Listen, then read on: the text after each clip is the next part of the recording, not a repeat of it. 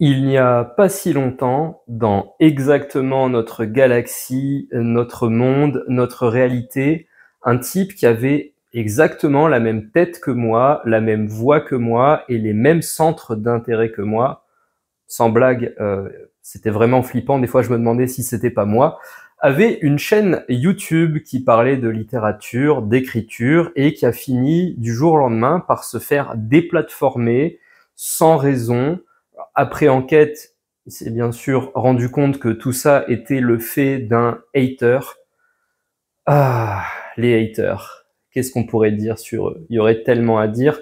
Mais je crois que c'est bien résumé dans le film 300, finalement. J'ai pas lu la BD de Miller, mais on voit très bien ça dans le film, c'est-à-dire que la nature est injuste, elle fait des Léonidas et elle fait des espèces de Gollum tordus.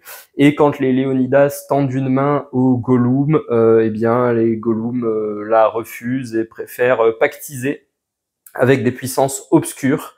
En tout cas, c'était triste que cet individu arrête sa chaîne YouTube. Moi, j'aimais bien regarder ce qu'il disait, j'aimais bien regarder ce qu'il racontait. Et comme ça me manquait, je me suis dit, tiens, finalement, pourquoi je créerais pas moi-même une chaîne YouTube pour reprendre un peu le flambeau? Après tout, c'est un thème récurrent dans ma vie, hein. Je me suis mis à écrire des romans et des histoires parce que les histoires que je voulais qu'on me raconte n'existaient pas, hein, au cinéma ou dans les livres. Donc je me suis dit, bon, à un moment, il va bien falloir s'y mettre. Et c'est comme ça que je me suis mis à écrire. Et aujourd'hui, que je me remets, on va dire, à YouTube. Enfin, qu'est-ce que je dis? Je me remets. Bien sûr que non, je me mets. C'était absolument pas moi qui avait une chaîne YouTube qui me ressemblait. Alors, cette chaîne YouTube, justement, à l'époque, elle parlait beaucoup d'écriture, comment travailler pour écrire son premier roman ou sa première nouvelle sérieuse. L'idée, c'était de se dire, en France, on est un pays qui respecte beaucoup le livre, on a un passé littéraire magnifique, et on a pas mal de gens qui rêveraient de tenter l'aventure de l'écriture, et l'ancien YouTuber dont je vous parle avait comme ça à cœur de finalement leur donner les clés, la motivation pour s'y mettre. Je me suis rendu compte un peu en lisant les commentaires à l'époque que c'était pas ce qui intéressait finalement le plus le public. Le public avait envie qu'on parle d'histoire, mais pas que. Finalement, nous sommes un certain nombre à chercher l'excellence, le haut niveau dans ce qu'on fait.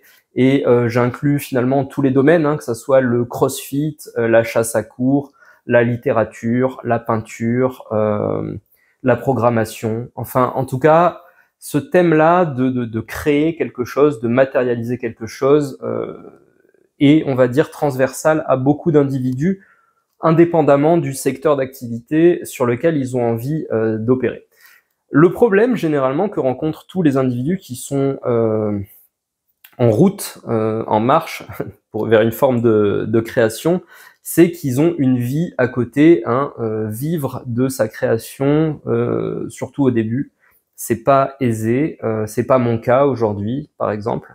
Et eh bien, on a tout un tas de problèmes qui se présentent, qui se mettent en travers de notre réalisation. Déjà, il y a la façon dont on va gérer son temps, et même si on dispose de temps, est-ce qu'on dispose de l'énergie, hein, est-ce qu'on dispose des neuromédiateurs suffisants pour pouvoir nous y mettre et persévérer? Comment on fait pour tenir dans une poursuite, qu'elle soit artistique ou scientifique, quand on n'a pas justement la gratification financière ou sociale. D'ailleurs, quand on en est à parler de la validation de la récompense sociale, qui est, je pense, aussi une énergie, un carburant indispensable à l'animal social que nous sommes censés être, eh ben, on se retrouve à un monde extérieur qui potentiellement va faire du passif agressif ou du franchement agressif vis-à-vis de nos choix, dans un but de nous démoraliser. Bah oui, à partir du moment où vous tentez quelque chose, vous êtes disruptif, et forcément les pionniers, les gens disruptifs mettent en inconfort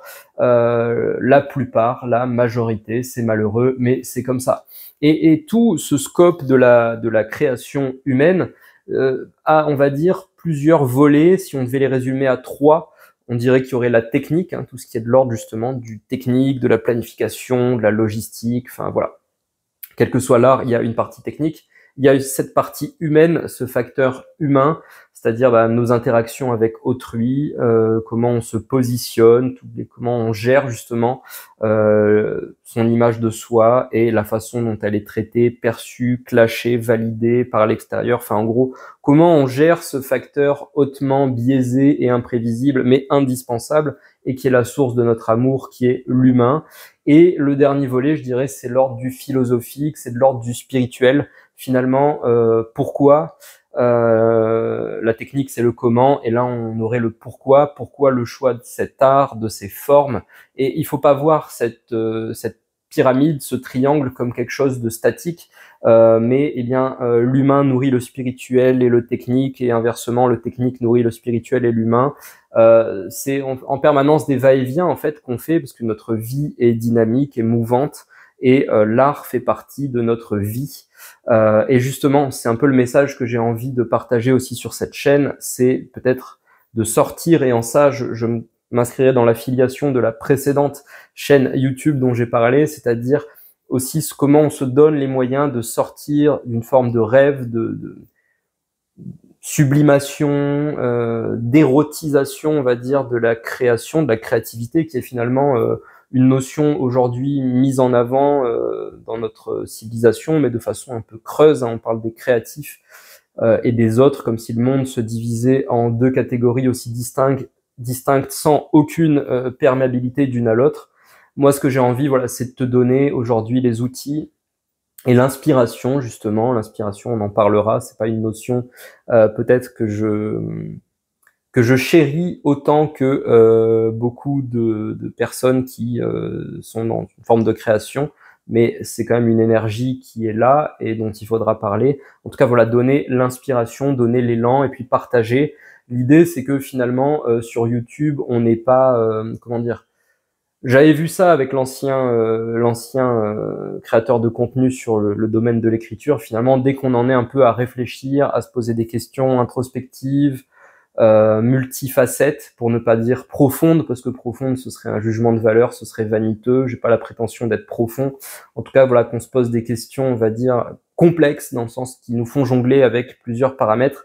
Eh ben, on cartonne peut-être moins que des créateurs de divertissement. Cela dit, moi, j'ai pas fait ça pour être youtubeur. J'ai l'écriture, j'ai mon job et j'ai ma vie perso à côté. Moi, mon but, c'est qu'on se tire vers le haut, qu'on ait un espace pour partager. Et puis après tout, on est quand même un certain nombre, dans le temps on appelait ça des geeks, à être divertis par le fait de réfléchir comme ça, de considérer les problèmes depuis différents angles. Donc c'est un peu la profession de foi de ce que je vais proposer ici. Je verrai à quel rythme je poste, bien sûr, je publie. Enfin, en tout cas, bienvenue à toi. Je vais essayer d'arrêter cette intro ici pour pas que ça soit trop long, que ça parte dans tous les sens. Si ce contenu, en tout cas, t'a intéressé ou donné envie de voir plus, d'entendre plus, si t'as ouvert l'appétit, n'hésite pas à liker, commenter, j'apprécierais grandement pour le référencement.